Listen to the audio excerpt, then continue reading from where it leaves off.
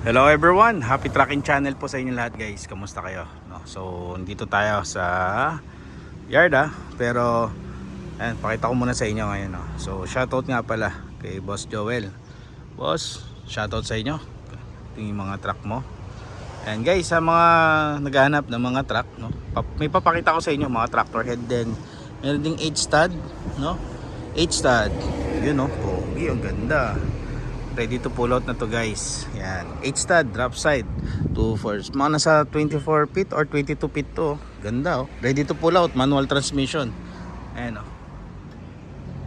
manual transmission. Ang gulong niya is 19.5 70R, no.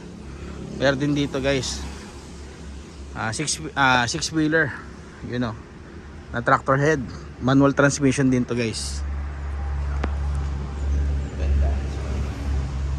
Pogi Pakita ko sa inyo guys gaano kasariwa to. Ayan.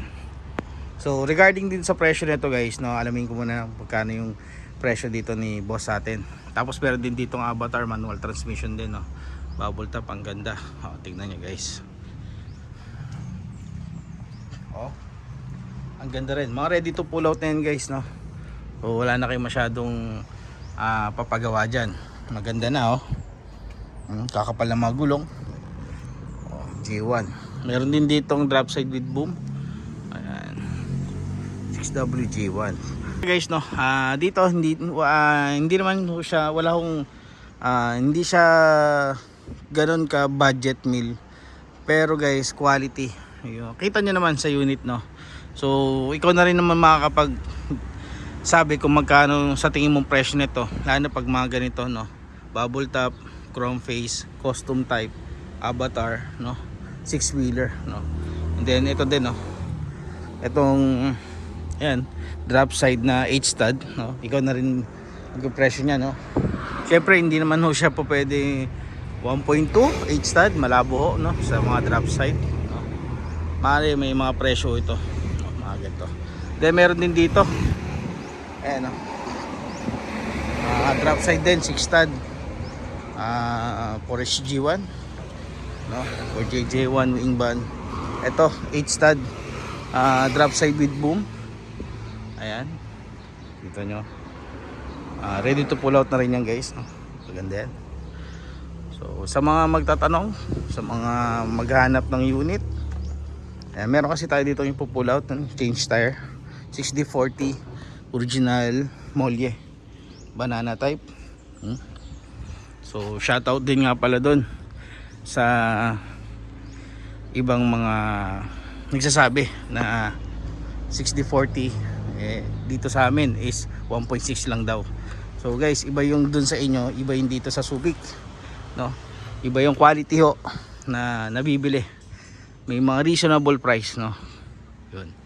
Ayun guys, sana nakatulong tong video na to. So kung magpe-presyo tayo dito guys, hindi ko pa alam yung presyo nito. Pero ayan, maya babangitin natin yung presyo. Ayan, so guys, regarding dito sa presyo na to, nasa 1.7 siya guys, no. Negotiable pa po yan. 1.7 million, no. 6HK1, no. So tapos ito guys, itong 6WG1 na custom type, yan, ready to pull out. Kasi can see, wala ka nang babaguhin dyan mga boss. Ayan. So presyo niya is 1.9, negotiable pa yan guys, no. Quality yan boss, kita niyo naman, no, napakakintab. Yung Euro 5 na yon, no, ang presyo niya dito sa atin is 2.2 million. Negotiable pa din yan, no. So negotiable lang siya guys, no, upon viewing, no. Yan, kita niyo guys, no, napaka solid ng unit. Wala kang may pipintas dahil napakakinis, Kita niyo naman, no, makinis. Okay guys, so there you have it. So sana nakatulong tong video na to. Ayan, para sa mga naghahanap ng mga Japan surplus na truck dito sa Subic. So maraming salamat. Sana isa ka sa makabili na to. Napaka-solid doon nito, hindi ka talo dito sa unit na to. Happy tracking guys, manual transmission yan So happy tracking channel everyone. Thank you, bye bye and God bless.